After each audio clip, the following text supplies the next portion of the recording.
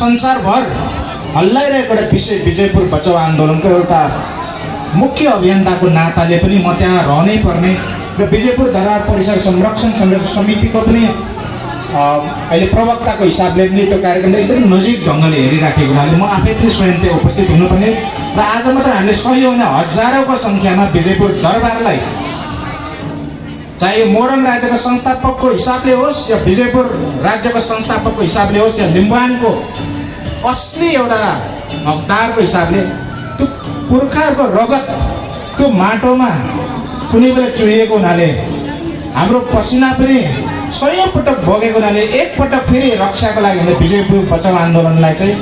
अहिले शीर्ष स्थानमा मेरो प्राथमिकताको चरणमा सबैले शीर्ष स्थानमा राखेको हुनाले अलिकति यो 1.5 घन्टा 2 घन्टाको बाटो ढिलोमा सर्वप्रथम चाहिँ क्षमा चाहन्छु र म अब सृजनाको विषयमा भरे आउने नै छु, लिपिको विषयमा आउने छु र यो शालीको विषयमा आउने नै छु। यो विषयमा करिब लामो समय म आफै पनि सृजङ्गा हेरेको एउटा सन्ततिको हिसाबले मात्र होइन, याक्तुङको एउटा सदस्यको हिसाबले लागेको हुना त्यो विषयमा बोल्ने नै छु। तर उपाध्यक्षज्यू, प्रदेश कार्य समितिका सदस्यज्यूहरू, जिल्ला कार्य समिति झापाका अध्यक्षज्यू, उपाध्यक्षज्यू, सहसचिव लगायत कार्य समितिका सम्पूर्ण सदस्यज्यूहरू, यसै गरी अर्थ अलि मात्रै हुनेछ त्यो आजदेखि अभ्यास गर्नु भनेर आजदेखि लागु भनेर म तपाईँहरूलाई निवेदन गर्न चाहन्छु। अन्त्यमा हामीले रगत बगाएर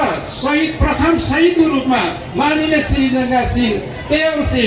जबसम्म अझै भएर रहनेछ, त्यो अझै नाम्पोको लापब